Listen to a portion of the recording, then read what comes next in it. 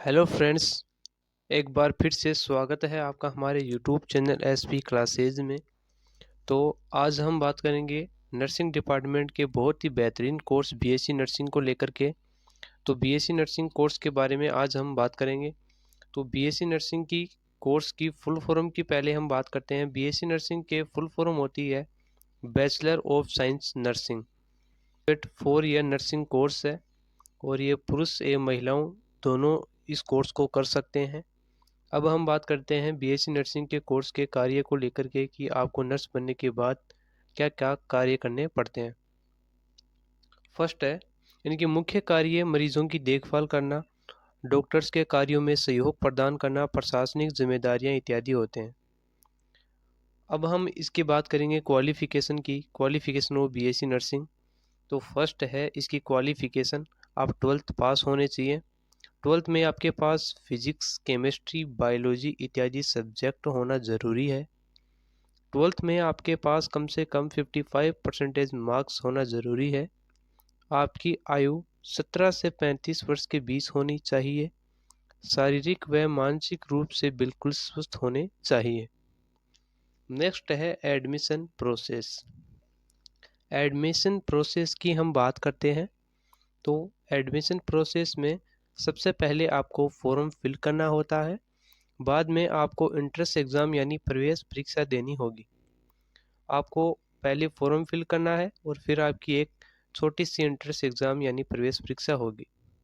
अधिकतर इंस्टीट्यूट क्या करते हैं, प्रवेश के लिए सबसे पहले एंट्रेंस एग्ज़ाम यानी प्रवेश परीक्षा आयोजित कराते हैं। उसके बाद में एडमिशन लेते हैं और कुछ कॉलेज बिना किसी एंट्रेंस एग्ज़ाम के केवल 12th की मेरिट के आधार पर एडमिशन देते हैं। लेकिन अगर आपको अच्छे कॉलेज में एडमिशन लेना है तो आपको एंट्रेंस एग्ज़ाम अच्छे से देना होगा और उसके मार्क्स के आधार पर आपको कॉलेज मिलेगा जिसमें स्टडी करने के बाद आप अच्छा सा नर्स बन सकते हैं। आइए बात करते हैं बीएससी नर्सिंग के लिए कौन कौन से एंट्रेंस एग्ज़ाम कराए जाते हैं हमारे इंडिया में। हम उनकी पहले बात कर लेते हैं।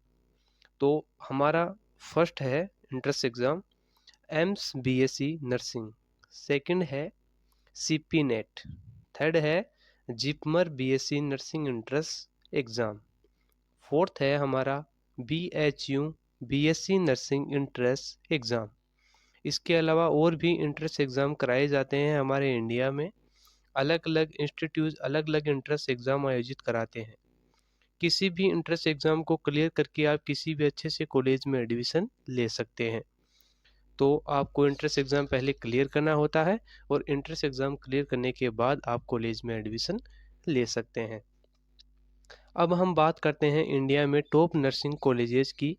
इंडिया में टॉप नर्सिंग के कॉलेज कौन कौन से हैं। है एम्स, सेकंड है इन मेडिकल कॉलेज और थर्ड है चंडीगढ़ यूनिवर्सिटी।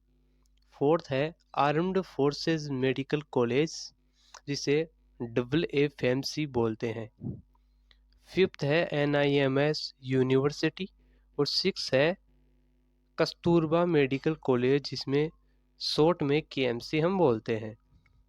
7 नंबर पे है जिपमर और 8 नंबर पे है मद्रास मेडिकल कॉलेज। 9 नंबर पे हमारा है गुरु गोविंद सिंह इंद्रप्रस्थ यूनिवर्सिटी और 10th नंबर पे है KGMU। तो ये हैं top 10 medical college in India. अगर आपको इनमें एडमिशन लेना है तो आपको इसके लिए एंट्रेंस एग्ज़ाम देना होगा और अच्छे तरीके से तैयारी करनी होगी, तभी आपको अच्छा सा कॉलेज मिल पाएगा।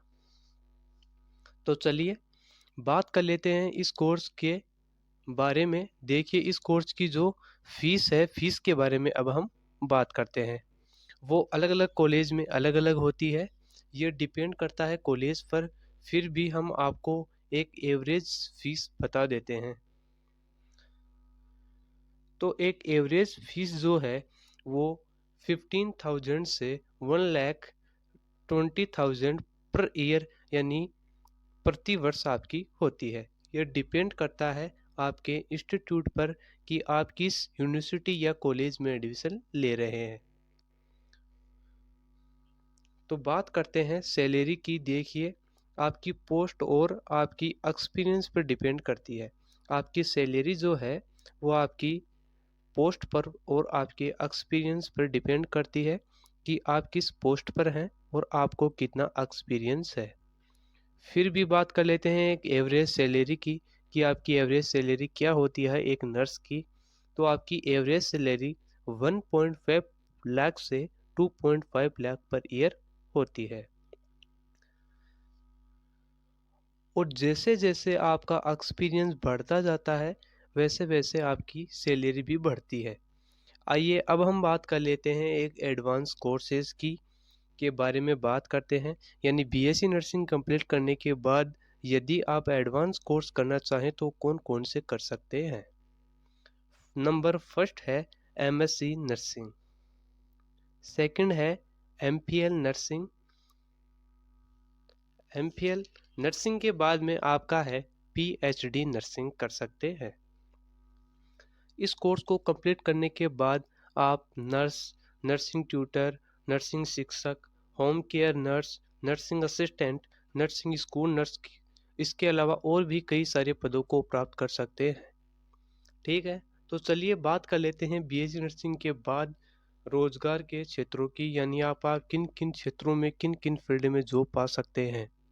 हमारा नंबर फर्स्ट है defence service, second hospitals, third industrial hospital and factories, fourth है नर्सिंग होम्स, फिफ्थ है नर्सिंग साइंस स्कूल। इसके अलावा अन्य कई क्षेत्रों में भी जॉब कर सकते हैं आप। तो इस तरह आप नर्स बन सकते हैं और बहुत सारा पैसा कमा सकते हैं। अगर आपको हमारी द्वारा दी गई इन्फॉर्मेशन सही लगी हो तो इस वीडियो को लाइक करें, शेयर करें, सब्सक्राइब करें, अपने दोस्तों के साथ शेयर ज़रूर करें। अगर आप हमारे चैनल पर नए हैं तो चैनल को सब्सक्राइब ज़रूर करें और ऐसी इन्फॉर्मेशन पाने के लिए हमारे वीडियोस देखते रहें। धन्यवाद।